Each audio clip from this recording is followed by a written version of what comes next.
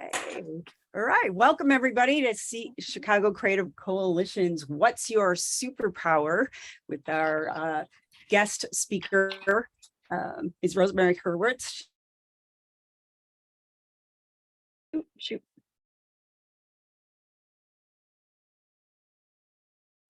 You dropped We're out. all muted. You're on mute now, Kathleen. Yeah. Thank you. See, there's one of those little glitches. Now we can. Hi, everybody. Let's start all over again. This is Chicago Creative Coalition's presentation on the Enneagram with our guest speaker, Rosemary Hurwitz. And she is both an author and a world-renowned professional on the Enneagram. And we're just going to go ahead and get started. So, Rosemary, would you like to step up and introduce yourself? And let's get started. Sorry, Mom. She's muted too. All righty. That was my Rosemary, fault. unmute yourself. I did. Thank you. I did. Thank you so much. It's very nice to be here with all of you. And I love the idea that I'm working with creative types because the Enneagram, I think, is inherently creative. I asked one time at a workshop, I think I asked Russ Hudson, I guess it was a rhetorical question because I said, isn't the Enneagram as much an art as it is a science, social science? And he said, yes, it's both, because there are many authors, right? Many teachers, many synonyms for the descriptors, we have, I don't see the chart here. I was just going to. I can do that. Point to it and. Yeah. I know everything by heart, but it's going to be more effective, I think, if I point to them for everybody else.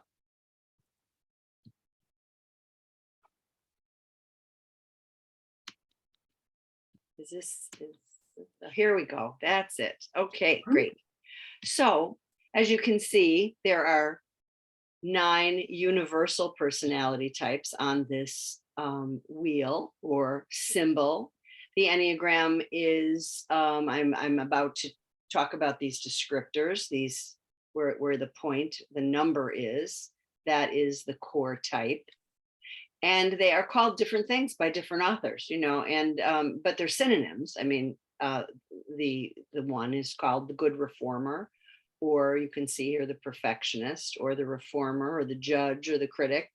They're all different ones, as we go around. I will use my 2 word descriptors that I like from my book. And I'm going to read a little bit from some of it tonight. It's Who You Are Meant to Be, the Enneagram Effect. And I tell a short story about each of the types and to get you to have a feeling for what that the person falls within, which type they fall within.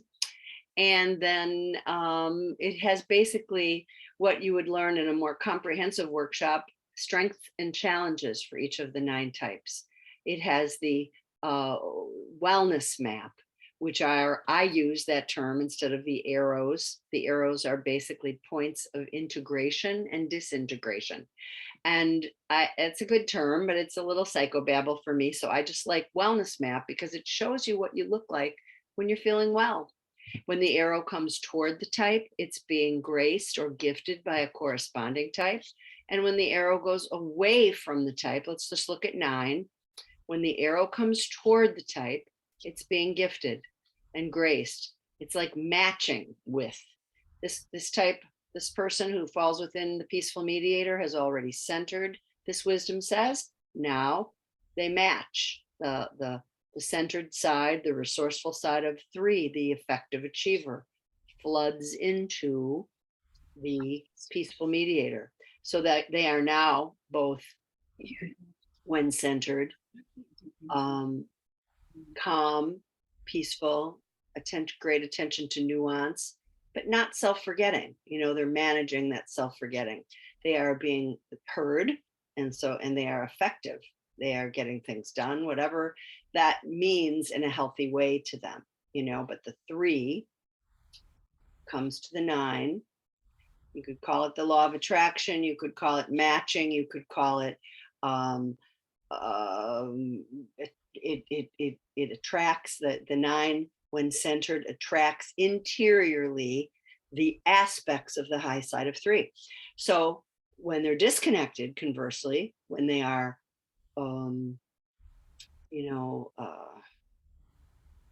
stressed or feeling tension rise, they can get into their avoidance of conflict. This is a little word under, oh, I lost the screen. There we go. So they will then domino down, think of the arrow going away from the type as actually, or metaphorically, well, it's actual. It's you're going away from your essence. So you're going away from yourself. So it took me a while to figure these arrows out and what language works for me, but that's the language that works for me. When the arrow comes toward, so you could burn that in your brain. I think it's going to simplify. When the arrow comes toward the type, whichever type you're studying, it's gracing, it's gifting, it's the heaven on earth. When the arrow goes away from the type, they're already disconnected, and now they are going down into more gunk. They are matching low side to low side, high side to high side, if that makes sense. Okay. So, I mean, and if you have any questions, I don't mind at all. This is a kind of I'm wanting to give you a lot tonight, but I understand it's an hour. So we're going to do our best, and see what the Enneagram is an onion you can peel your whole life long. And I learned it in my Master of Arts program at Loyola University in 2001, became certified. I want to tell you a little bit about me. I'll just sidebar quickly because I should have introduced myself. And I have been teaching and coaching with it for 20 years. Actually, specifically teaching workshops for 20 years. And then I started coaching about 17, 18 years ago. I mean, I would do, women's groups, some of my friends and here and there, but it's grown now and I have a nice practice, and it's not crisis therapy, but it is still healing work. It's more educational. It's life coaching. It's healing under the healing arts, though. So so that's just a little bit about me. I have a very strong connection to this. I had a clinical depression when I was a college freshman. I was very sick. I left a nursing program, and lots of young people change their majors and change directions, but they don't fall apart. But I really did. And I didn't have a strong enough core. I was from a big Catholic family, lots of love, but they just ran a tight ship, 6 kids in 9 years. And I didn't know myself well enough, and I didn't have a strong enough sense of myself when I had this major upheaval in my life that I really thought I wanted to be a nurse, and then I didn't, so it was like, it was a wonderful experience though. It was like Alice in Wonderland kind of experience where you just get into the interior life and you just keep wanting to open door after door after door, because it's so healing. It's so wonderful, and it's so difficult. It was also so difficult, but it was the biggest breakthrough, not breakdown, breakthrough, really, I would say, of my life, and that's a long time ago. But I have, I got into human resource. I went back to the college I wanted to be at, the university, majored in what I wanted to, and got into human resources and corporate recruiting, raised a family, met the love of my life. We are celebrating 40 years, and we have 4 adult kids and 3 grandbabies. And my husband just retired, and I don't want to retire because I am so passionate about this subject. So I will continue to do my work, and I'm just very happy to be with all of you. So that's a little bit about me. And I want to tell you my passion only grows with this subject. That's what I was trying to get to. So let's go now and talk about each of these types. First, I wanted to ask a show of hands, if I could, how many are completely never heard of this before tonight? Oh my goodness. That's why I have a job though. It's great. There's always people that don't know about it, So let me just share a tiny bit of the history, because I want to get to this for you. Brief history. They don't know. 2,500 years, 4,000 years old, they don't really know. I think it's cool that it's possible Jesus as a rabbi though could have taken this, and it's ancient wisdom, new thought. So or this is something that, maybe they did study, who knows, way back, in the, certainly it goes back to the Neoplatonists, and they're just not sure. So way back when, every now and then I get a question, is it related to astrology? It used to be called originally, I believe, the Enneagram. And the Enneagram was, and I don't know a lot about this, but this is just a very oversimplified explanation. Enneagram was 9 celestial bodies in the sky, and then it had this universal application, which then became a human application, and that is absolutely rough, but you can study that if you'd like.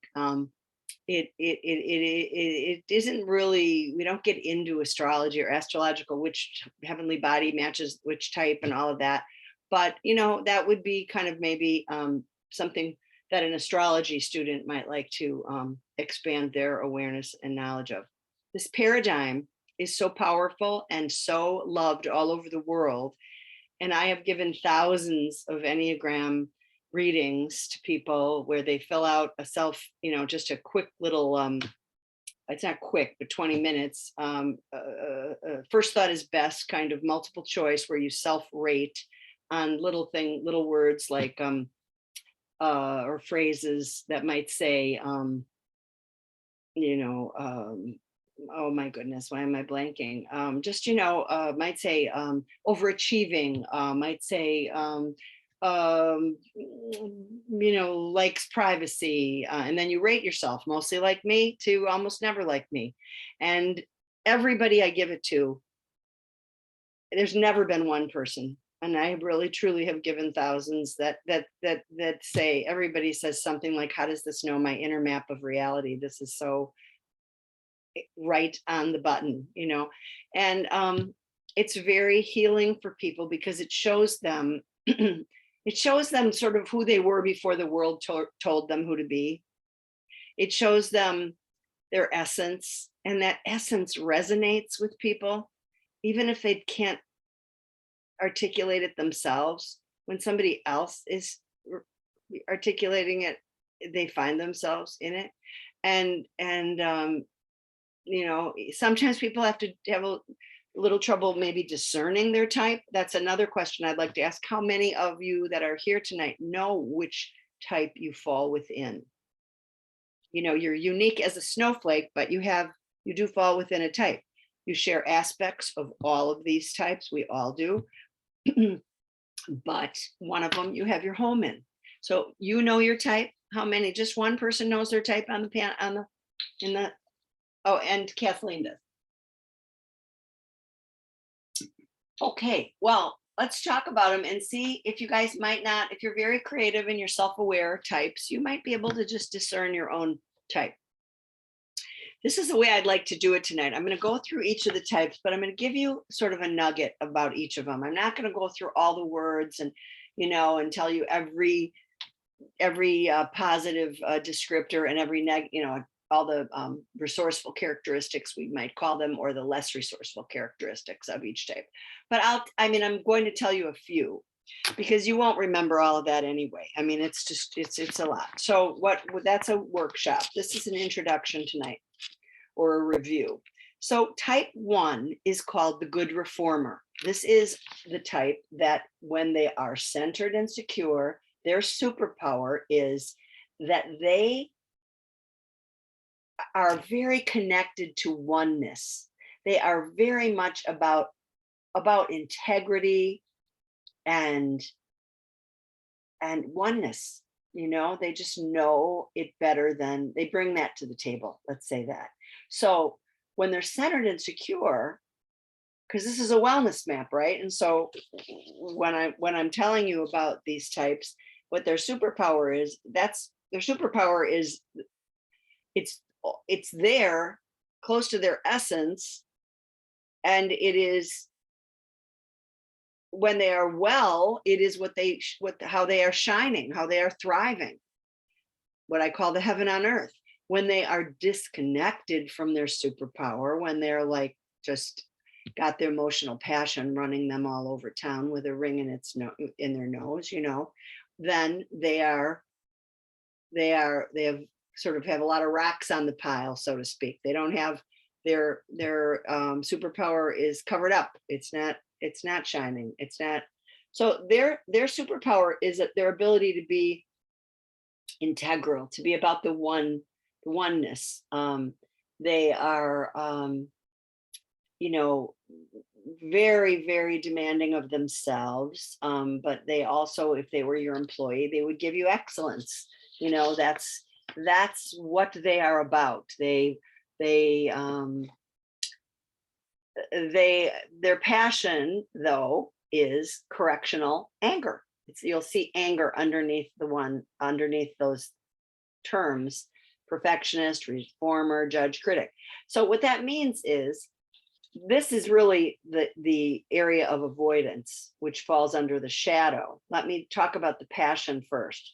The passion of this type is a correctional kind of a thing. That's where they get the term perfectionism.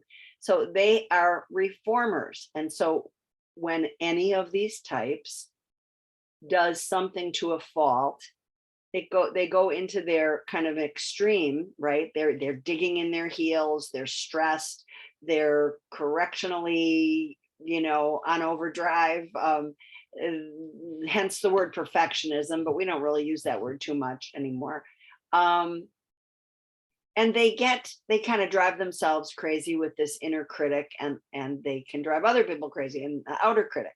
So that's their tendency in stress. But the superpower is this ability to be integral, to be about the one, to be fair, to be, you know, just, to be kind, to be all. I mean, I could, you know, just give you a couple descriptors, because I feel like it would help me get going too. So the type one, their mantra when they're disconnected and they get that correctional anger running too strong is, it's not always your problem. And when they are saying that mantra, they are receiving from the arrow of 7. So let's just look at what comes into the one, the adventurer, the joyful type. This is called, I call this the joyful adventurer. Here you'll see 2 other adventurer, but you see enthusiast. Those are great words. I just used the joyful. I was trained by Jerry Wagner, and that's what he uses. Okay, so 7, the high side of 7 is enlightening, unburdening. And when this type settles down and controls, is practicing self-mastery by controlling that tendency to reform and make better. And there's nothing right or wrong with these emotional passions and as I said, the ones is correctional, like a correctional mode, you know, a reforming. There's nothing right or wrong with that. It's just when they do it to a fault and it's out of balance, then they are losing their superpower of all these wonderful things like hard work and perseverance and attention to detail and dependability and conscientiousness, responsibility, high ethics. This stuff goes on overdrive, and it starts to look like uptight, righteous, perfectionism, rigid, condescending, judgmental, relentless, unrealistic, easily annoyed. So when that's happening, then this wisdom says they match with the low side of 4. And the low side of 4 is, you know, not thinking they're special enough. So the one will take that overly high expectational mode and beat themselves up with it. And that's the dysfunctional loop. So when the arrow goes away from the type, you're in that dysfunctional mode. When the arrow comes toward the type, it's gracing, gifting.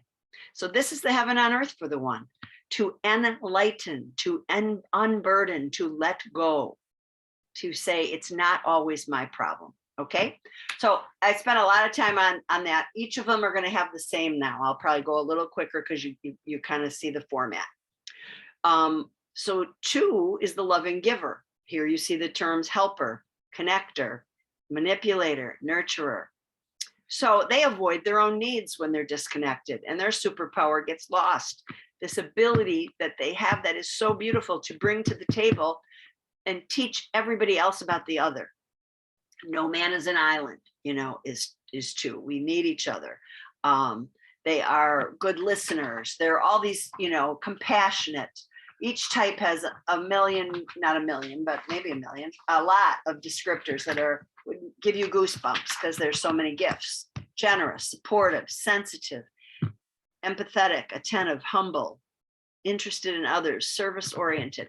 So many beautiful things, each one of these, from a standpoint of divinity. This one lady once said to me at a workshop, do we all want to be like the peaceful type?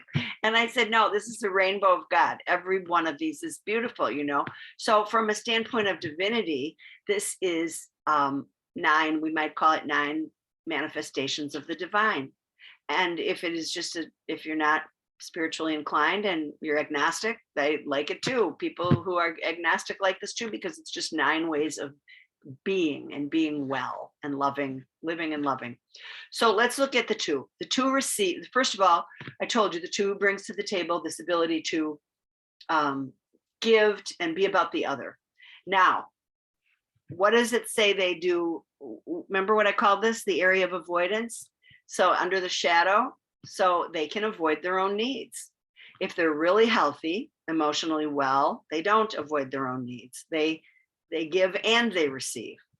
But if they are less healthy, they are all about giving. And then what happens to them is they get resentful. They get, nobody loves like I love, God damn it, and, we don't have to be a 2 to know what that feels like. But, everybody kind of knows what that feels like. It's a underappreciated, but they need to turn that energy back to themselves and say, what is it that I need? What is it that I need? And when they do that, they are owning their power. They are special too. They're coming from that creative place, the artist, the romantic, the individualist, and they're matching when they meet their own needs and slow the train down and say, that is not my work. I don't have to do that. No, I can sit on my hands at this volunteer meeting. I don't have to go, ooh, ooh, ooh. They can, they take care of their own needs. Then this wisdom says, look what happens. You're matching with the high side of 4. And the artist and the romantic and the individualist floods into you and says, I'm special too. I'm unique. I have a say. I don't have to be compulsively giving to everybody. So when they lose that superpower of the creative no, let's call it, when they lose the creative limit, the boundary setting, and the equanimity, when they lose that, they are mad and they go to the low side of 8 and they become, bossy and controlling and resentful, even maybe vengeful. So depending upon the level of lack of emotional health and awareness there. Okay, so let's look at 3. 3 is. Rosemary, can I share something? Absolutely. Okay, so everybody, I've done this. Rosemary did my chart. I know it's hard to see, but I'm a 3 with a wing style of 2. So everything. So she did mine too, and I'm a 2. I saw some of the 2s nodding. That was me. So some of you, it might be good because if some of you that know me can relate some of these numbers to the individual, which is me. So. Yeah, and please feel free to share. I'm sorry, what is this? Oh, Jennifer Orr, what type do you fall within, if you don't mind sharing? Oh yeah, I'm a 2. Oh, so we have 2 2s and a 3. Okay, so 2 loving givers. And do you guys know what your wing style is? The wing, by the way, everybody who's listening and is new, look it up here. It looks like a little caricature of an angel body. Here's like a triangle and 2 little arcs. So, just use your imagination and think about that as a caricature of an angel. And so everybody's got 2 wings, according to the Enneagram wisdom. but one of your wings is dominant. So even though Kathleen is a 3, she does have 2 wings. You have to think 2 wings to fly. So she has a 4 wing and a 2 wing. The next door neighbors of the core type are the wings. And so Kathleen's is 2 though. So let's go on now. So let's talk about 3. The achiever, you guys might, understand a little bit more about, I think I'm here and that's probably my wing after I go through all of them. Can I ask a quick question Sure. about, I'd like to understand the diagram, the internal words that are kind of with the different colors. The head, heart, and gut, you mean? Yeah, yeah. I promise I'll get to all of Oh, that. you are. Okay, I thank you. promise. Okay, so the achiever. Let's just talk about the effective achiever. That's what I call that one. The effective achiever is someone who brings to the table. They walk. They're like the Just Do It ad, the Nike ad. Just do it. Just they walk the walk. They walk the talk. Their passions are of getting it done. They love to have goals and set them and check them off, and they motivate people. They're marketers. They're popular. They're warm. They're wonderful people, and generally, as every one of these types, or whoever falls within the types, but if they're working on their emotional health, they are very vibrant and they're leaders, is what I'm trying to say. And so what ends up happening for the 3, this superpower that they have of motivation and vibrancy and leadership, and but motivated by their inner truth. It's not a superficial thing, and that's why they're good leaders, right? But what happens is when they get disconnected, they are avoiding failure to a fault, feeling like the worthlessness, and they are overdoing, and they just become machine-like, and then where does the arrow go? It's going away from them. They're going away from that essence of inner truth and faith and inner knowing and all the strong stuff that they've got going on for themselves. And because they've been like chipmunks on roller skates going 240 all the time, and they aren't checking in with their feelings. And feelings, the mantra for the 3 is you have to get to the door of your truth, you must go through the door of your feelings. So to get to the door of your truth, you must go through the door of your feelings. And it doesn't mean they have to overwhelm you, feelings. They're just there to inform you, right? So when people are in that fall within 3 are in that mode, or when they're disconnected and they're machine-like and getting depleted and going to the low side of the peaceful type, they avoid conflict, they avoid their feelings, they're shut down basically. And when they notice that's happening and they want to course correct, what they do is they go to the high side of 6. They say, no, I don't want to go there. I'm not going there. Meaning the low side of 9 and this is the dysfunctional loop. Worthlessness, failure to a fault, avoiding failure like the plague, making image and role more important than feelings, all those kinds of things. And so they drive themselves, too hard, and they end up depleted at the low side of 9, and they fall asleep on themselves. To course correct, they get aware of this kind of behavior within the sunny side, the superpower. It's great to know that. And it's really great to get jiggy with your shadow side, because why do you want to know what you look like in your shadow? So that you can better navigate through it the next time you're there in stress. Usually you're there when you're just in tension or stress, you're surviving, and your consciousness is at a more diminished place. So when they're clear about all of that, then they can say, no, I know what I know, and I have strong inner motivation and inner truth, and I want that to come out, and I am going to let my failure be a part of me, but it isn't going to I don't have to reframe it for success. I don't have to do anything. I just have to work it through. And when I am my authentic self, I receive more grace now. I get the high side of 6 flooding into me, this wisdom says. And that's that inner knowing that I know what I know what I know, that to thine own self be true stuff. And that floods into the 3, and they're back on track then with more of a centered, what I call the heaven on earth, because it's where you're really thriving. It's where you're thriving.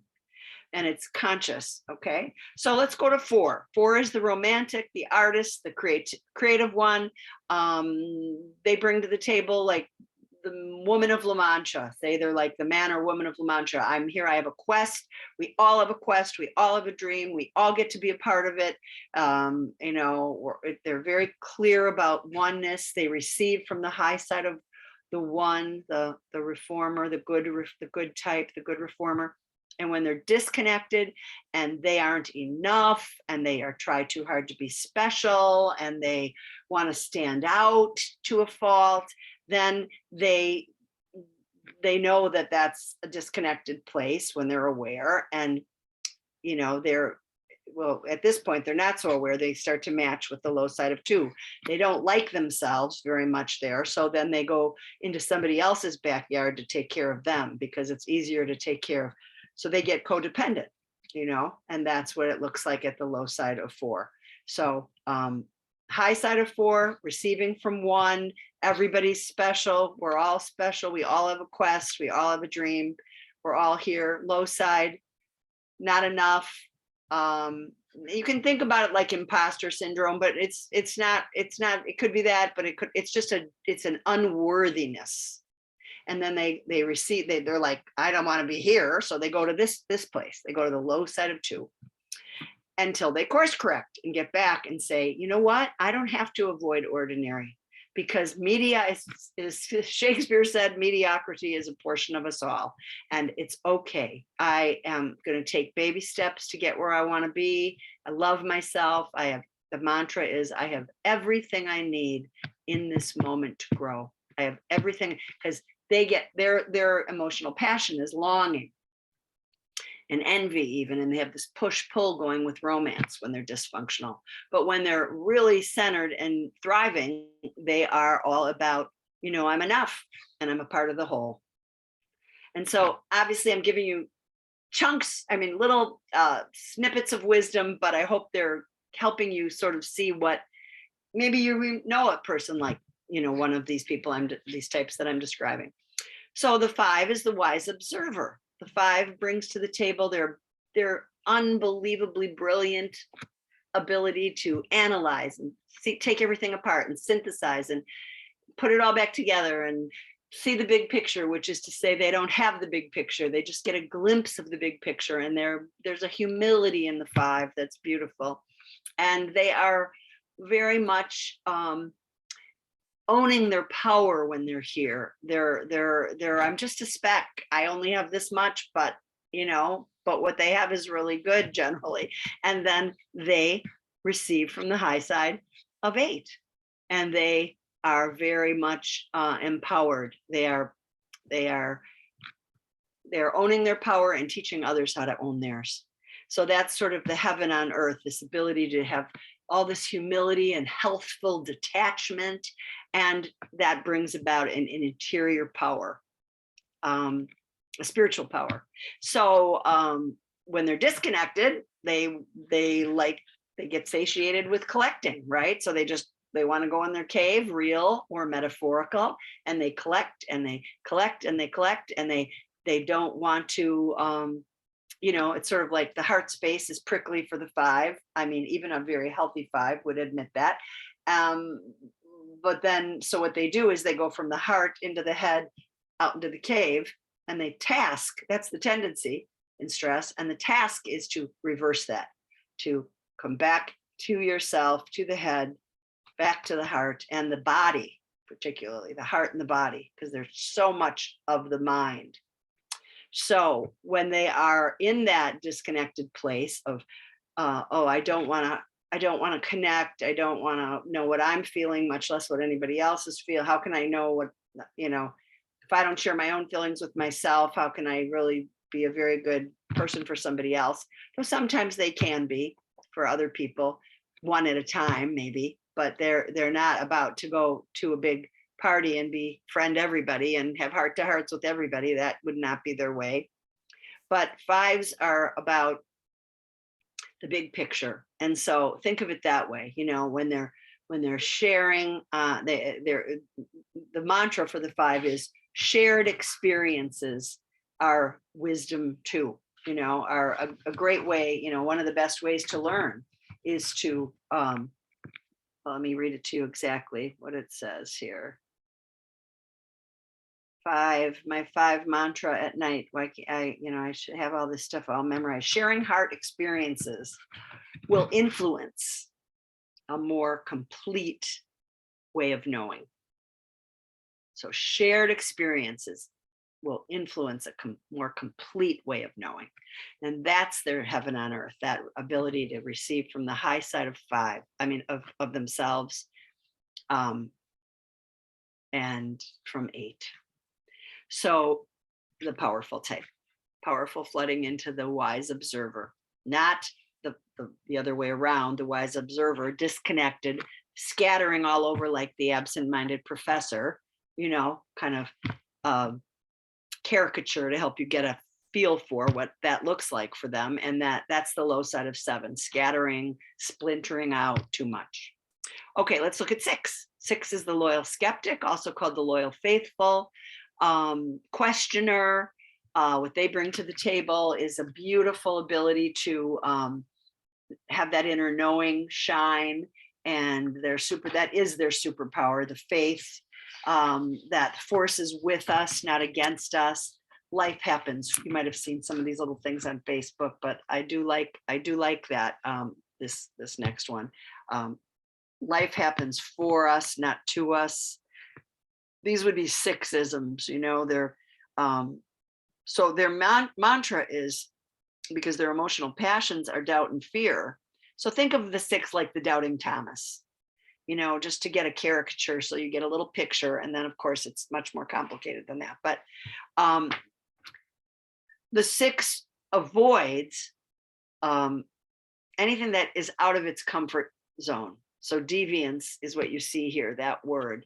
But think of it as they're very traditional. They often are very traditional. They like the black and white of things, not the gray. I mean, they like the gray, but the gray is tougher for them. The gray is when they're very connected and in that faithful place, that loyal, faithful, to thine own self be true place, which is their superpower, which is what they bring to the table. So I don't want to confuse that. That is truly their superpower. But when they have doubt and fear running them all over with a ring in their nose, then they are overscanning the environment and what can go wrong and what can, you know, and I lost it again, Kathleen.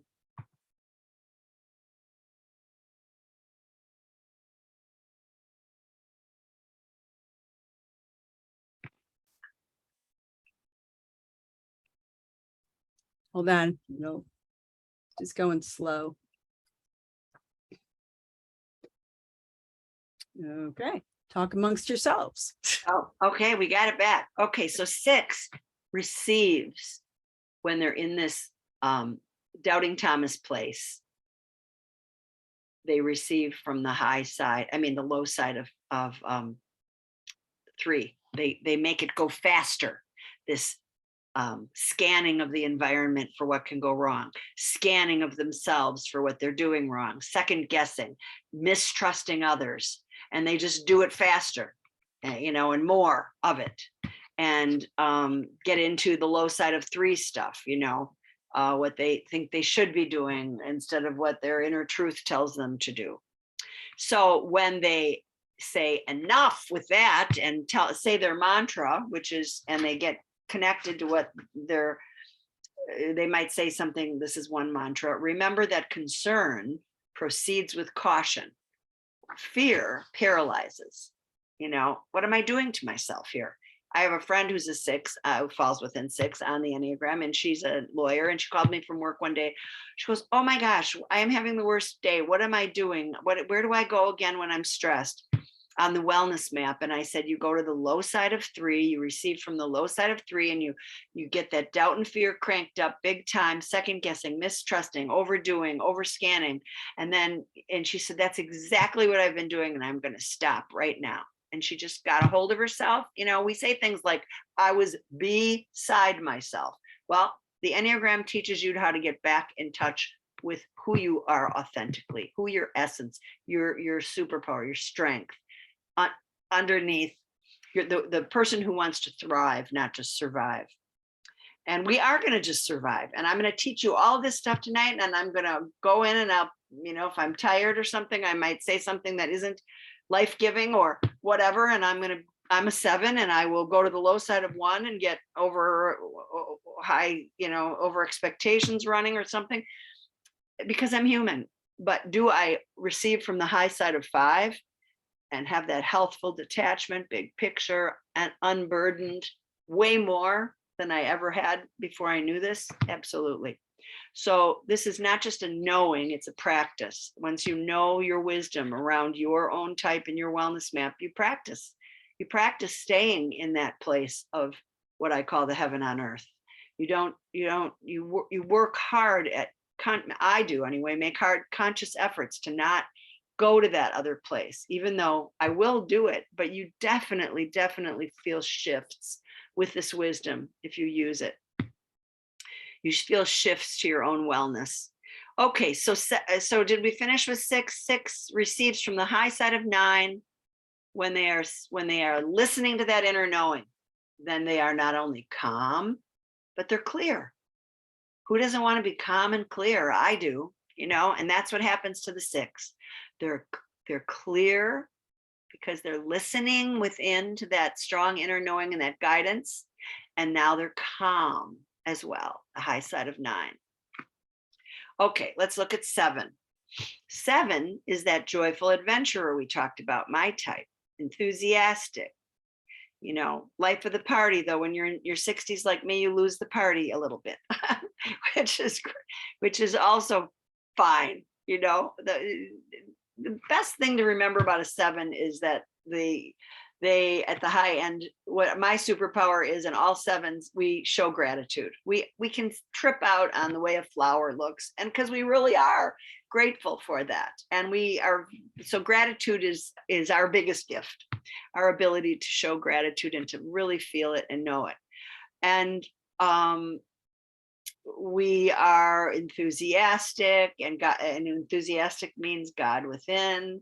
There's a childlike kind of thing with 7s that, want to have fun. Can't we all just why aren't we here to have a little fun? Can't we, why does everything have to be so heavy all the time? And although I'm a little bit of a dark 7, I would say, because I'm very serious. I like the seriousness of all of this. But you can be both and. This is not an either or science by any means. It's the opposite. And it's not ever also, by the way, to put you in a box. You are way more than what I'm talking about tonight. But what this does is show you the box that you live within, so you can start to break the walls down. And again, live from that place of thriving, not surviving. So what 7s do, I mentioned that, we have a lot of nice qualities, but when we're disconnected, we get scattered, we get splintered out. The emotional passion is gluttony, and we get a lot of much running, I call it, and you've got to slow the train down for emotional health, and focus is our holy work. Stay, I say to myself, stay, just like you'd say to a dog, stay, focus, that's my holy work. And when I do that, I'm receiving from the high side of 5, and I see the big picture, and I see this, and I'm in this place of healthful detachment and big picture, which is, again, to say a glimpse of the big picture. Nobody really has the big picture. We just get glimpses.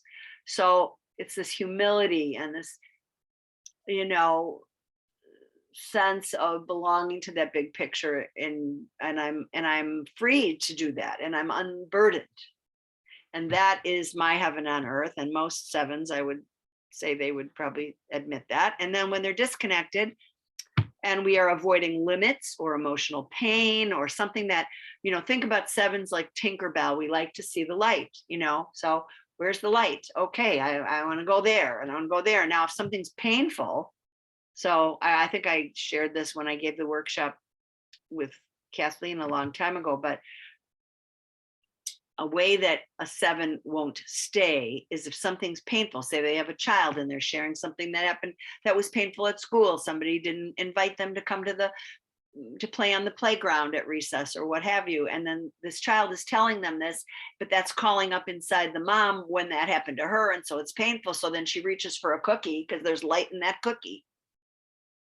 That's how it goes in the details. That's how it goes.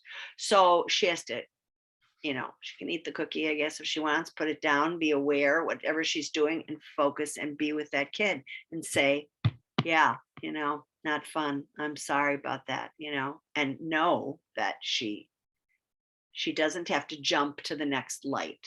She needs to stay and focus, because it's all okay. It's going to be okay. It's going to unfold. The big picture unfolds. And that's what happens when she's in that place. When she's disconnected, though, and doing that running from the pain stuff, running from the limits, goes to the low side of 1 and starts to criticize herself or himself for doing that, and criticize others, because it's not a comfortable place to be, to be in this place of scattered and then overly high expectations on top of that, So that's what it looks like. So they course correct if you're in, working with this wisdom and practice. Come back to the high side of 5 flooding into you, and have that healthful detachment and enlightenment, unburdening. The 8 is the powerful protector. This type teaches us how to own our power. They own theirs. This is their superpower. They are direct, assertive. I'm a 7 with an 8 wing. 8s, I have also a strong 4. When you do a reading with me, you get all of this. You get to see how the 9 aspects fit in with the unique snowflake that you are, and then where your home is. If you're an 8, what your wing is. Are you an 8 with a 7 wing or a 9 wing? Because the wing influences the core type. I wanted to say it before. So just know it's an influence. So think about if your room is turquoise as an 8, then, and you're a 9 wing, then you might have tan pillows. It's like, it's a part of your room. It's an influence to the core. Does that make sense? An influence to the core. So the core is you, the core is this 8. And then, and so a joyful adventurer, winged, powerful protector looks different than a peaceful mediator, winged, powerful protector. This is also called the boss, this type. So when they're safe and secure, they are owning their power, teaching others to own theirs. They become helpers, connectors. They're very much about the underdog. And when they're disconnected, they have gone into excess to a fault. Their passion is lust. Doesn't mean sexual lust. It can, but it doesn't have to be that. Just like gluttony doesn't have to be food. You have to flesh these passions out. But they avoid weakness, and their passion is lust. And so with that, lust just means excess. It means like, so they if they're unhealthy, they're in your face, they do everything to excess, or a lot of things to excess. And when they are there, they can feel like people don't like that. It's lonely at the top, and then they go into their cave, the low side of 5, and hide out. So, but when they're connected and they're centered, they're heaven on earth, and their ability to thrive and enhance their superpower of owning their power and teaching others how to own theirs. They are givers, they're helpers, they're big, social justice. they're wonderful. The people who fall within 8, you know, one time we could come back maybe and do a thing on which people you know that are celebrities or that are beyond celebrities, that are people who are noted for things that are big contributions, and we could talk about who is where. It's kind of fun. Okay, so let's go to the peaceful mediator. And you can study this chart later. You know, you can go, what did she say again? Oh yeah, the arrow comes toward the type, that's the high side. When the arrow goes away from the type, that's the low side. And just start with that kind of thinking, and then it helps you, you know. So the peaceful mediator, we'll finish with this, and there'll be some time for questions. Peaceful mediator is brings to the table their ability to have calm and nuance, see both sides of a situation, many sides of a situation. They bring that calm to a situation that is very needed, and it's like a balm, you know. People, you know, just when you hear a peaceful mediator kind of talk sometimes, like they talk, you know, softly, and they're just that influence. This can be so nice. Now, if they have an 8 wing, they might be more, you know, more direct, more, you might see that assertive side a little more. If they have a 1, the reformer wing, that might make them look a little, you know, different that way. So you have to just look at the wings too. But right now, tonight, you're just trying to get a nugget of what these types, how they show up. And again, there's much more depth to this, but we had only an hour, so this is what we're doing. Peaceful mediator, once again, avoids conflict. That's the shadow side, when they avoid conflict to a fault, and their emotional passion is self-forgetting. Sloth is the word, laziness of self. So think of sloth not as, I remember reading that and going, my husband is the farthest thing from lazy. What does that mean? Sloth. And it's all these passions that I've been talking to you about it's sloth of self. So what does that mean? That means that 9s that aren't very connected or in touch or centered don't express themselves, and they will say they don't even care about that. They'll say, I don't care. What you'll say, do you want to go here for dinner? And they'll say, it doesn't make any difference. What's the difference? I don't care. Whatever. Those are all 9-isms, but they are, and there's nothing right or wrong with those, except if they're using them too much to a fault and they're not being heard. When they do that, they are going to the low side of 6. Then this wisdom says they're matching with the low side of 6, and the dysfunctional loop becomes self-forgetting and second guessing. Self-forgetting of the 9. I'm not going to say anything. If I say anything, I'll just get in trouble. You know, so I'll ruffle somebody's feathers. So I'll just stay in my little calm, you know, place. You know, if I don't tell anybody what matters, then it doesn't matter. Nothing matters, you know, and that's the you know, the dysfunctional loop that they find themselves in when they're stressed. So they need to course correct and say, but I'm really effective. I like to be heard. Everybody likes to be heard. Maybe not in the same way. Some people need to write it out or dance it out or something, but I'm not going to lie to myself and say I don't want to be heard, because I do want to be heard. So when they are in that honest, authentic place, then they are receiving from the high side of 3, which is effective. And they get so much done, and they are peaceful and incredibly efficient and effective. And now somebody asked me, so that's just a little bit, you know, on it. Much more to come if we meet again, or you can follow my website, spiritdrivenliving.com. And there's workshops all the time. And there's workshops you can buy on my website too, or PDFs, very affordable. So what I wanted to say though, to answer Jennifer's question about these other words. So do you see how, first of all, 8, 9, and 1 are in this gut type? Let me go through that. These are called the preferred instinctual centers. So powerful protectors, peaceful mediators, and good reformers are gut types. It just means they have a lot of practice in their gut. They're very good in their gut. Okay. When they're centered. 2, 3, and 4, loving giver, effective achievers, and originals or romantic types are heart types. So they're really good in their heart. 5, 6, and 7s, the wise observer, the loyal skeptic, the joyful adventurer are head types. We're really good in our heads. So passions of the mind, the gut, body, feel a million hits in the gut, more than maybe than we do, the head type, certainly.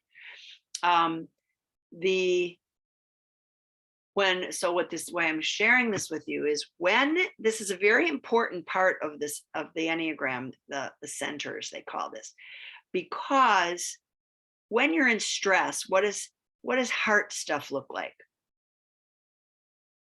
Anybody throw out anything? If heart goes to an extreme, what is the behavior?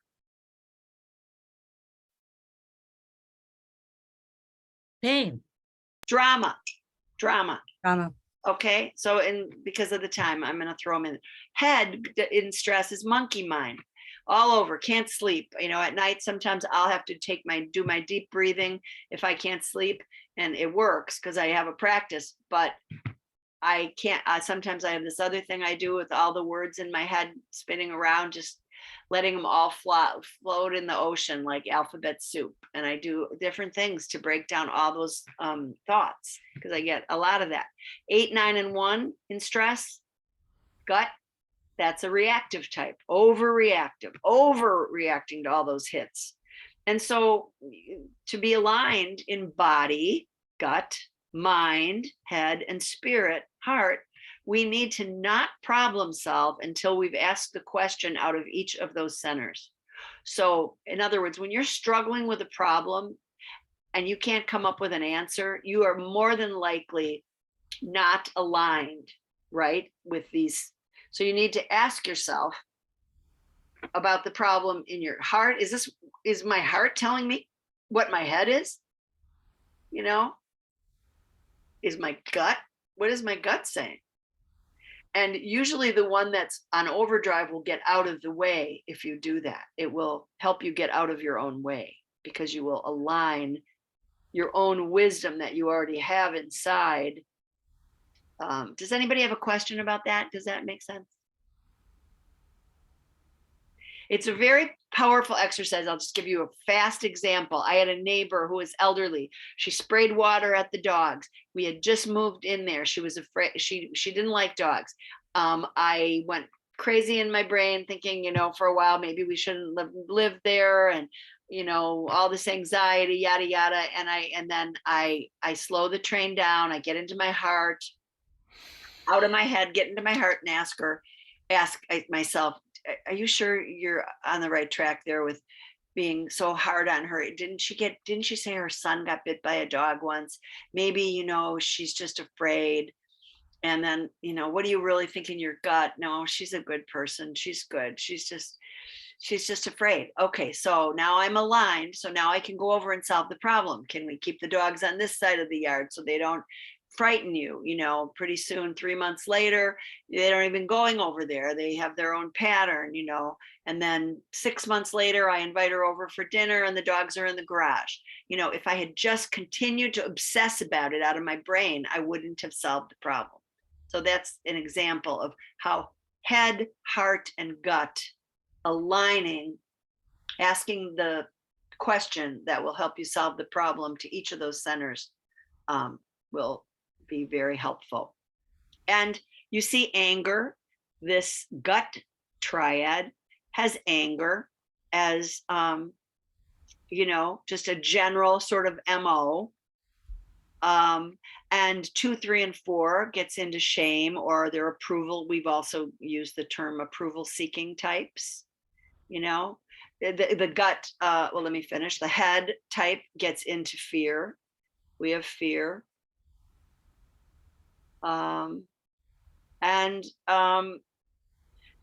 This triad, the powerful protector, the peaceful mediator, and the good reformer are relating types. more, the 2, 3, and 4 are feeling types. And the 5, 6, and 7, work, probably are working out some of our fears with the doing.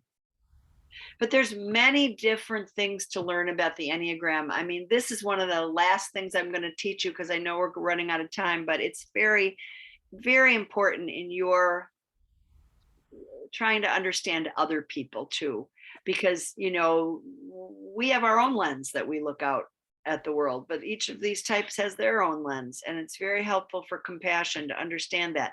So Karen Horney was somebody who wrote a book in the 40s, I think, and they call it the Hornevian theory. And she said that type 1, the good reformer, type 2, the helper, the loving giver, and the 6, the loyal type, they move toward people in duty. 1, 2, and 6 move toward in duty. 1, 2, 6 move toward people in duty. 2, I'm sorry, I just said 1, 2, and 6. 3, the effective achiever, the 7, the adventurer, and the 8, the boss, the powerful protector, they go against the grain. I always say that's why I could be a Catholic girl and marry a Jewish boy, because I went against the grain. I didn't care. I had my own interior way of understanding how that would work out, and it has, but 40 years later. But the 4, the artistic type, or the creative, the romantic, and the 5 and the 9, these are more dialed down types. They move away from, Karen Horney said. So I always thought that was very interesting, because it really, what do you do if you have a style, if you're a move away from, you're a 9 and you dial down in stress, you're going to dig your heels in and do that to a fault. In stress, I would go against the grain to a fault, which would be more too challenging. So our task then is to do the opposite for balance, right? So if you're a move toward type in helpfulness, maybe you need to let people help you once in a while. Maybe if you're a go against the grain type, you need to slow down. That's probably why I picked a 9, because I like the complement of that in my life. So that's just so, obviously there's so much more, and I'm very passionate about it. I could share for all day long, but we have a time limit. So Kathleen, do you want to lead the way here? Yeah, did you want, I'm going to put this on a pause. Anybody can ask any questions. Yeah, if they want to ask some questions, I've stopped sharing, but does anybody have questions? I have a question. Sure. But Steve, you want to go first? No, go ahead, Linda, and I'll follow you. Okay, my question is, since everybody is all of those things that we've already sort of established gently, if you're trying to figure out which thing you are, like, where do you start? Because we're all of those things. So I have a free 9 color coded. It's just you read 9 paragraphs. It's at the end it's in the back of my book, Who You Are Meant to Be. And this is $4.99 on Amazon right now if you like Kindle, and it's $20, which is what it is in paperback. But there's this quiz at the end that you can take, you can start with. And there's also songs for your type. And that's kind of fun. Like 9 is It's Not Easy Being Green. Remember Jim, the Muppets? Because 9s blend, they can overblend, and they need to hear themselves and express themselves. So in your book, you've given us tools to I think it's fascinating. I just wouldn't know where to start. The other easy place is to go, and you don't have to spend even the $5 if you don't want to buy the book. Go to spiritdrivenliving.com. Okay. Not religious affiliation of any kind. I've been in the holistic community for 20 years. I did not want to work necessarily at a church. So I this is a holistic paradigm for everyone, every faith, agnostic, not, no faith, however it is, it's a bridge actually to the world, and the Enneagram, it's become very popular again. It mainstream in the 70s. There's all sorts of great history to read about it, but the millennials now love it, and it's all over Instagram. But you'll see things, Russ Hudson is a guy who's a very big teacher in this field, and he's concerned that some of that stuff is a little bit it's not deep enough. And this is a deep, beautiful practice. It's not just to know, it's to really, know yourself you don't have to know every type on this paradigm, but know your type, your wing, and your wellness map for better health, for better emotional health and spiritual connection, if you're so inclined, and go to spiritdrivenliving.com, and you'll see quiz, and then you read those 9 color-coded paragraphs, and you should be able to discern, break it down to 3 maybe, and then take it to, because you're looking at yourself the way maybe other people look at you too, and will maybe say things to you like, you've heard that you're a giver your whole life, or you've heard that you're skeptical or you're cynical, you'll be able to pick up, I'm pretty sure. But however, if you don't want to do that kind of little bit of guesswork, then I have a very comprehensive profile that Jerry Wagner, who is a PhD psychologist who wrote the Enneagram Spectrum, I'll give him a plug because I taught, from his book. And it's a comprehensive assessment. It takes you 20 minutes to do it because it's multiple choice. But as I said earlier, you rate yourself and you get this comprehensive thing back, and it's very powerful. And you can look at the rates on my website. But, if you really want to have a thorough, or you can put a group together, and I will give a workshop for 4 people at a less rate than a private rate would be. And then you could get your comprehensive assessment that way too. But Steve had a question. Yeah. Oh, thanks, Rosemary. This is really good. I'm a 6 wing 7. Good. And you and I met at Uncommon Ground in Deerfield. Yeah. Taught there for 10 years. Yeah, and I studied this with Russ Hudson at Esalen. So Oh, great. yeah, he's a great guy. Really enjoyed it. My question to you is, you talked about when you're aligning, the process of aligning is this measurement of head, heart, and gut. Mm-hmm.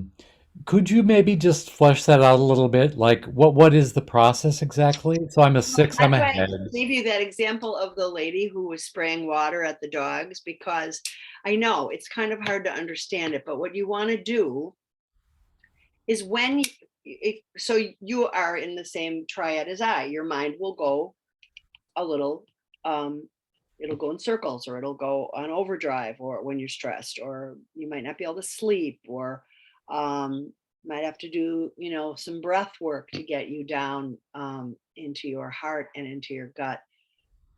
And along with the breath work, a consciousness that you've got too much doubt and fear running, and a consciousness that says, I have a strong inner knowing, but I have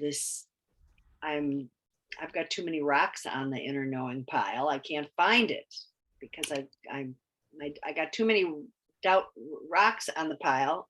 So imagine like you've got all these rocks called doubt and fear and second guessing and mistrust and whatever else is in your way. And they're all like rocks on the pile of, they're making a big pile, and they are preventing that beautiful inner knowing to come out that you're so strong in. 6s are so strong in that. They're so good at that. That's their superpower. So what you want to do is you want to get into your heart space. That breath work will slow down the brain, the mind, whatever. And then the wisdom. So get jiggy with your wisdom, your 6, your wellness map. Get with that. say, where do I go again when I'm safe and secure and centered? Oh yeah, I receive from the high side of 9. I get very calm. I pay attention to nuances. I have my inner knowing. I'm calm. I'm clear. What's wrong? I'm not. I'm all full of doubt and second guessing and mistrust and whatever. See, you have to give me the scenario, but that's what it's going to be around. It's the stress is going to be around the emotional passion leading you around. I call it with a ring in your nose. It's leading you. It's leading the dance. You're not leading it. It's leading you. Mm-hmm. And you want it Yeah. the other way around. And that does make sense that a 6 would need to get into a feeling experience, because that's not where I go naturally. Yes. And And then ask your heart. Ask your heart. yeah, and Say, then what about what do you think? right, Not think. And- because yeah, what are you telling me? What are right, you which telling is a me? bodily experience, And really. then the gut. Get into the gut. Right, Say, yeah. what is my gut saying about this situation? That's the alignment. You will not, that brain will not, I mean, I can't say if it's real strong anxiety, the brain could keep spinning its wheels and the exercise might not work. But generally for me, I can ward that head off at the path with the heart and the gut. Mm-hmm. Yeah. When I bring the heart and the gut into it is what I'm trying to say. Thank you. That's helpful. Okay. Appreciate that. Great. Sure. Hi. Question. Hi. Cindy. I'm just wondering, of the group here who have done this and defined themselves, like Kathleen and Caitlin, and I think Jennifer was, and Steve, do you find it helpful? Do you use it in your life? You know, how's that work? I'm gonna say I completely forgot what my number and my wing was until I went to my mom's office to grab it. And I was like, oh yeah. And even when you were like talking about like the 2 description, and I was like, I could feel it. I was like, yes, that's me. Yeah. And my mom and I were the complete opposite. So I'm 2 with a wing of 3, and she's 3. Because Mom, aren't I'm you 3. 3 with the wing of 2? Yeah, and the other wing is 8. How can you have 2 wings? No, it's 2 wings to fly, but the wings are next door neighbors of the type.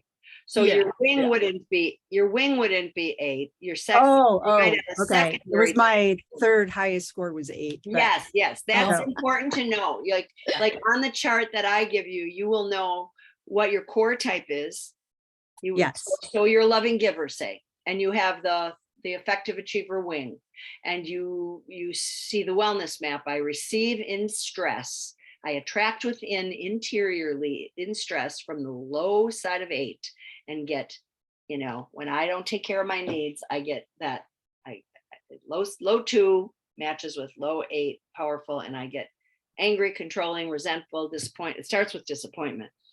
But then when I'm safe, I receive all that beautiful creativity from the high side of 4. So, when you get very specific and you get a report that's very specific about you, and you have a coaching session that goes along with that, and it's all about you, and it's very specific to you. This is very general tonight, but you even find yourselves in it. But when it's very specific to you, then you can say, yes, that is absolutely my pattern. This is the low side of me pattern, and this is the resourceful side, the higher side pattern. And where do I want to live more often? And generally, after 40, we're taking all that crap out of the backpack that we put in to begin with. And the older we get, the more we want to be authentic and live in that resourceful place of thriving. So Kathleen, do you remember to use it and to like reset yourself? I use this every day. And here's why, because of all of those things. So I know what my core personality is like. And if I'm getting triggered by something, I look at, am I feeling hurt? Am I, do I go to anger? Do I not see that? And it's also good because then I kind of know personalities of other people. So like where they're coming from. And learning the Enneagram, like a lot of these other personality, like Briggs, and there's a lot of them that are coming out now.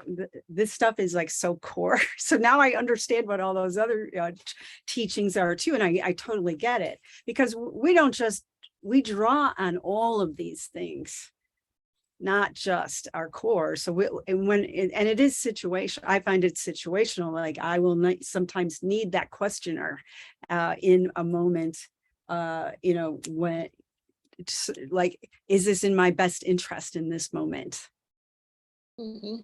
Or maybe another way of asking, I'd like to ask, like, when you are in a place as a 3 of, overdoing it, and you find yourself getting machine-like or getting really depleted, can you look at, oh yeah, this isn't the healthiest place for me. I can give myself permission to feel what I'm feeling. I'm feeling depleted. I don't have to work 60 hours this week or whatever. The Enneagram is a lot about helping you get balanced and get, in a place of emotional wellness so that you feel good. So, because a lot of times, and with our relationships too, if we aren't, the relationship with ourself is the foundational one, right? So the happier you are with yourself, the more times you can center within yourself, and you know you're going to carry that out to other people. And we've heard those kinds of things and everything, but it's very true.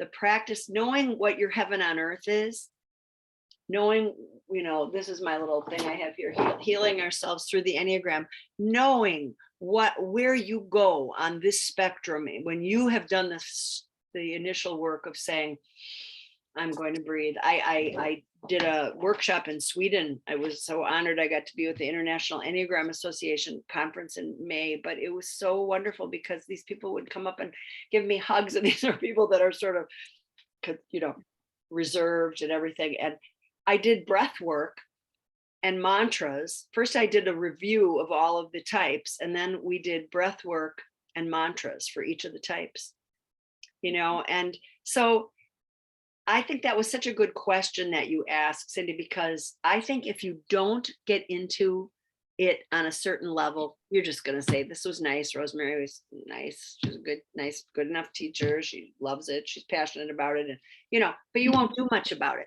You won't do much about it. But if you take the time to give this to yourself and do it's as probably if somebody, I don't know if you've ever had astrological readings where they help you understand what's going to happen, and if you believe in that or not or whatever, but those can be very helpful for people. But the Enneagram is not exactly like that, but I'm saying similarly, you'll get this chart that you can refer to, or just buy the book. Give yourself that much. Buy a book, buy an Enneagram book. But if you want to buy mine, I'd be happy to have you have it.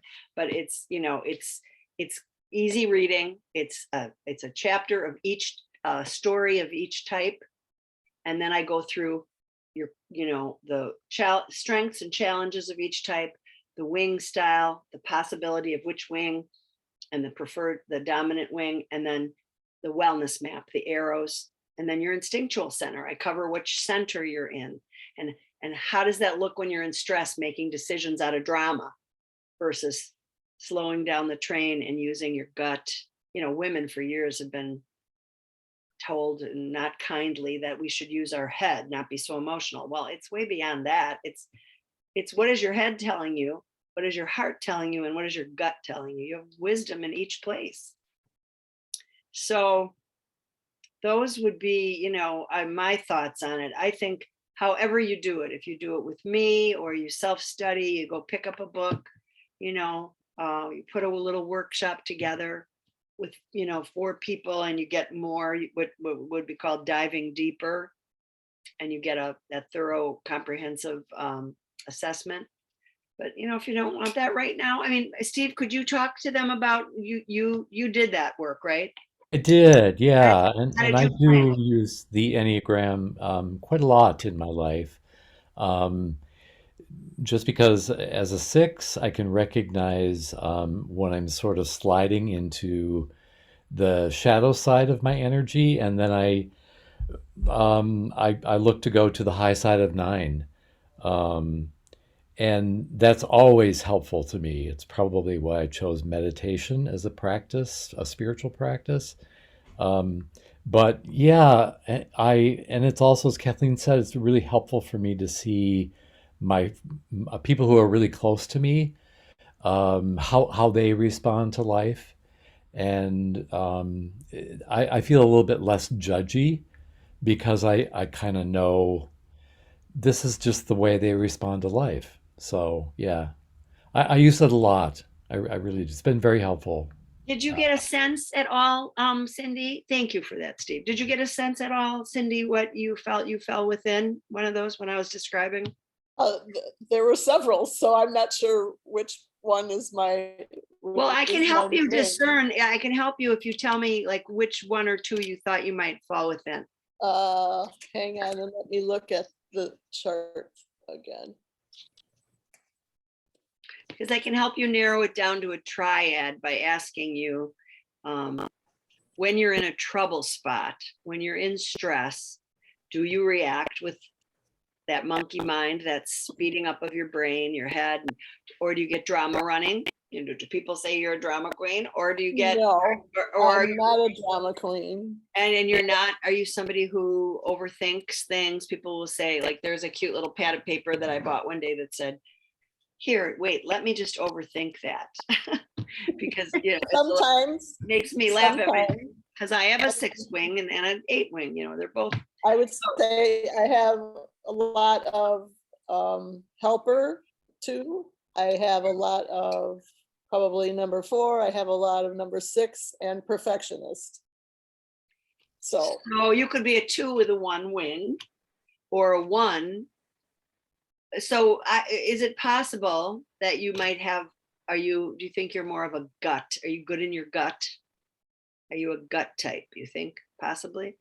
versus head or heart. I think Because not heart. Yeah, you said I'm not dramatic. I don't do that. Yeah, I'm not And heart. Am I head or am I gut? Probably head. probably head. Well, then you might be a 6. And you know, it's funny, of all the types that have trouble discerning their Enneagram type, it's the 6. And I love It's the overthinkers.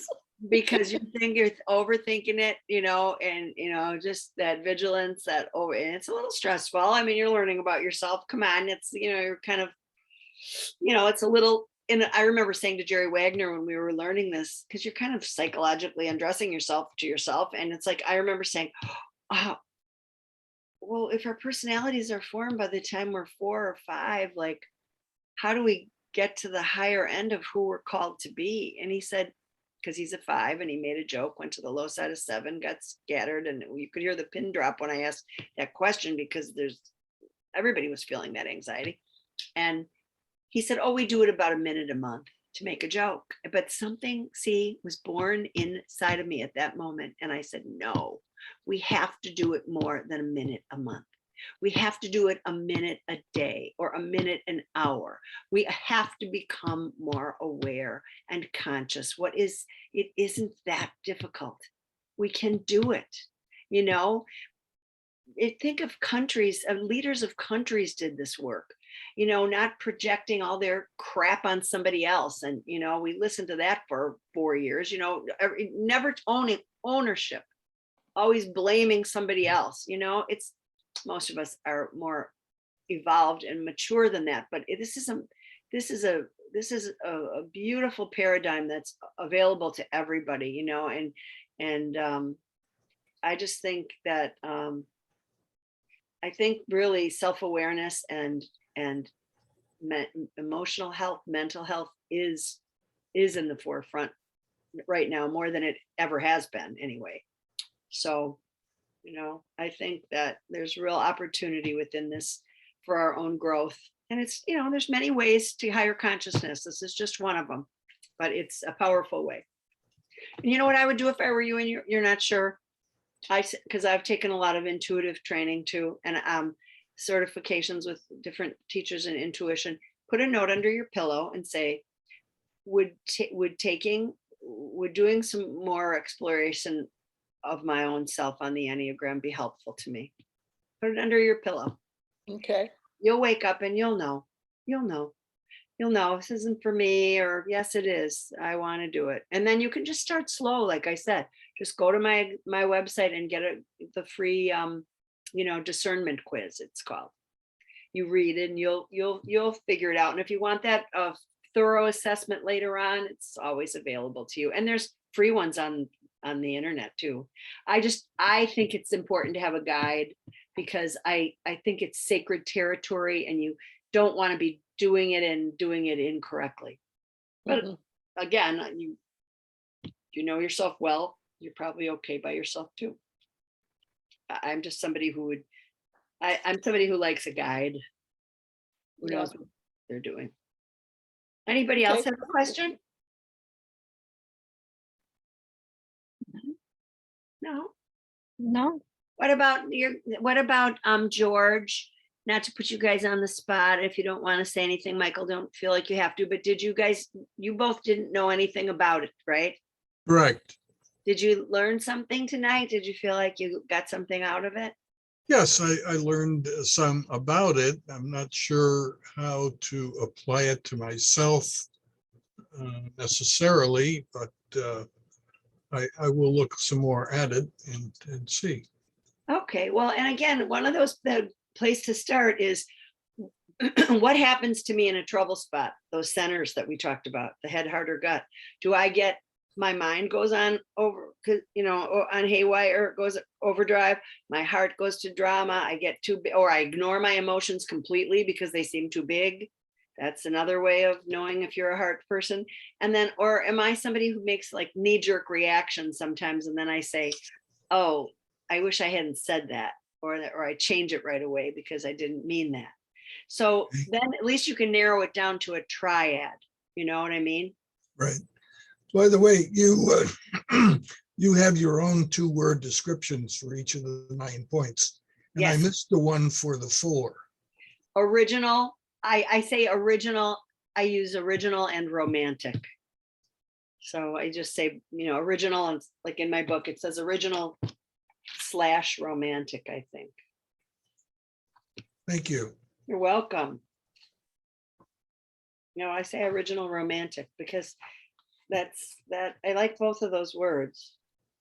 Yeah, so I could go over those if anybody needs that, How about Michael?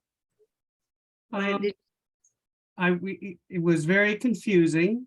Oh, I'm sorry. It seemed like because it seemed like, I could be You could be everywhere on it.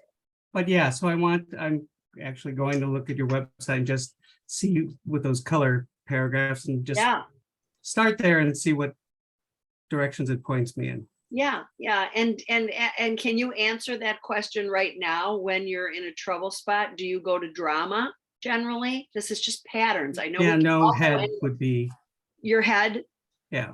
Okay, then look at 5, 6, and 7, and there's some PDFs on there that you can read a little bit, or type into the internet, type 5, Wise Observer, and some stuff will come up if you don't want to pay any money for anything. Thank you. Okay. And then what about this nice man here, over here? Is he gone, or is that a picture? Oh, you're there, Brent. Hi, Brent. Yeah, I have to understand it because I'm writing the article about it for our newsletter. So I've been taking my notes all the time. So I think we're good, but I'm going to visit your site as well. So. Great. And did you say you knew a little bit about it before we started tonight, or no? I read a little bit beforehand, but I'm going to go back to your site and tell people what's on your site as well. So okay, great. Well, I hope that when you take that little quiz, it feels like it should start to emerge. I really like the thing that I just suggested. Ask yourself, are you? Because you can admit that to yourself. Am I somebody when I'm in stress that I get? What's my way? What's my way? Do I get? My mind doesn't stop. Is that more me, or am I somebody who, has been called dramatic, or am I somebody who I know I get those knee-jerk reactions a lot, and I kind of operate from that when I'm stressed, and then I take it back. I think you can know, and then that helps. As I said, you narrow it down, and then you look in that triad and you go, okay, where does that say? It's a 5, 6, and 7. And, you look at that. You say 5. Five's received from powerful. Is that me more when I'm safe? Or, do it like that. That'll help, I think.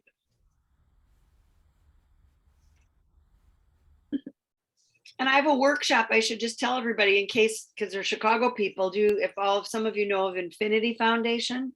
Oh, yeah. So I'm going to be there in November 9th and 16th. So you can look on the website. There's different things, to do and that will come up. But if your organization would like more, like you want to go diving deeper, like say it's, next spring, or you're like, I want more on that. It'll manifest that way. It'll kind of. Yeah, I did it with Caitlin and Joyce Stauber. The three of us, we did a little group thing. I thought the in-person having Rosemary work with us. And then also it's interesting having somebody that people that know me were part of that group as well. So it's a pretty comprehensive.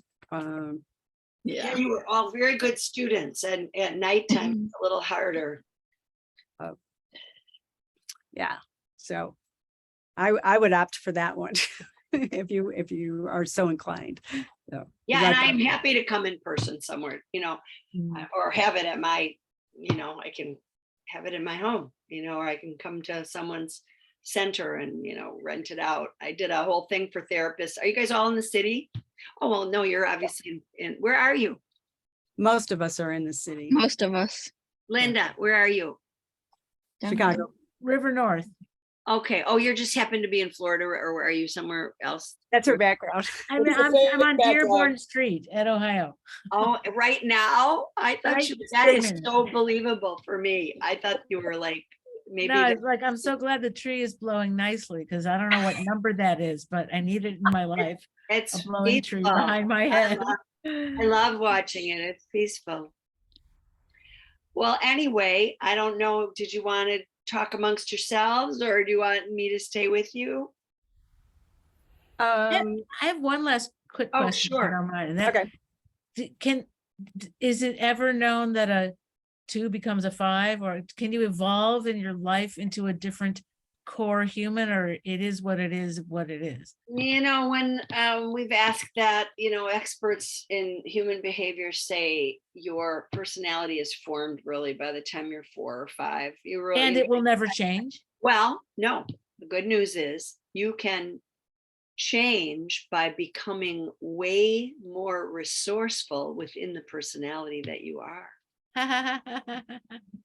And I'm going to add an addendum to that. If you take one of those, comprehensive profiles, and it says you're the loving giver, Linda, on the Enneagram, you are, you're clear about that. You feel right. You receive from that creative, the high side of 4 when you're safe, go to that low side of 8, powerful when you're stressed. And you read all about that, and you just know that that's you, for example. But then your 3 is the effective achiever is your wing, and it's your secondary type. And not only is it your secondary type, but it's only 4 points behind your core loving giver. Then you've got to think about that. You've got to do that discernment work and say, I could trip up the loving giver and do something to achieve something instead. Well, what might happen her a little? what might happen is you say, I have all that sunny side and shadow side of that too, and I also have I identify a lot with the 3. So again, you don't evolve into another thing, but if they're real close on a self-rated test like that, then I think it's very possible you and Jerry Wagner says that on his. He says, if for some reason the type that we're telling you are based on your self-rated test doesn't feel right, then look at the next strongest one. So again, the answer to your question is, I think you become more resourceful within the personality that was formed younger, and yet the reason I think this is so powerful too is because it's not like what Kathleen was alluding to or said before. You can get something, you can go to the high or low side of any of these types. You understand At any moment. well, I mean, and the Enneagram is about your patterns. Oh So dear. we're not looking for all the loopholes here and the exceptions, and I know what it's like to feel like I'm a 9, and be very much about harmony and nuance and self-forgetting, but I'm not a 9. I don't fall within 9. So it's helpful to know where you fall, where you land, because it opens it again. It says, this is the box. You have to have a box. You got to have an ego to get through the ego. You can't not have one. But now, isn't it good how you know it so well, and you can navigate through those times where you get in your own way? I like knowing how to get out of my own way. And we're all unique as snowflakes within the time. There can be 100 twos and they're all different, but they're going to have these patterns that are the same. And they find solace in that, like, Steve was saying before, I call it a wellness map, because when you're stuck and you have had a bad morning, like my friend, I said, the lawyer who called me and said, what did I do today? I'm having such a bad day. You can go back to a guide, a book like this, and say, what did I do? Oh, I did. I just let my emotional passion run me all over town, and I didn't have a clue what, and I was in the shadow space. I had the area of avoidance running, long and strong. And I was doing what Helen Palmer, who's a very brilliant Enneagram teacher, she's in her 80s now. She said, you just go on automatic. You go on automatic. So we can go on automatic for the rest of our lives, or we can slow the train down and deepen our self-awareness, our compassion, and our own consciousness and spiritual connection. It's our choice. Nice. Yeah. You're here. Thank you so much. Oh, thanks, Rosemary. This was Yes, fabulous. thank you. Oh, Thank you guys, so it's much. been nice to be with you. It always is. Every time, even like I'm like, oh, I'm gonna be a little tired tonight. And then I was like, no, you just get energized when you're doing the right thing, because when it's, energizes you, right? Mhm. Yep. Mhm. And if you did download the handout, the Enneagram chart, I did put Rosemary's contact on there, her website and her Instagram and Facebook on there as well. So it's on the bottom, so you remember. But all right, I guess we're finished for the evening. And thank you so much. Thank It you was for great. having Thank me, you. inviting me. Yeah. Thank Thanks, you. Rosemary. Thanks, you. folks. Okay. All right, Kathleen, thanks for having me. Oh, my pleasure. I loved it. All right, see you soon. All right, thank you. Bye. Bye. Bye-bye.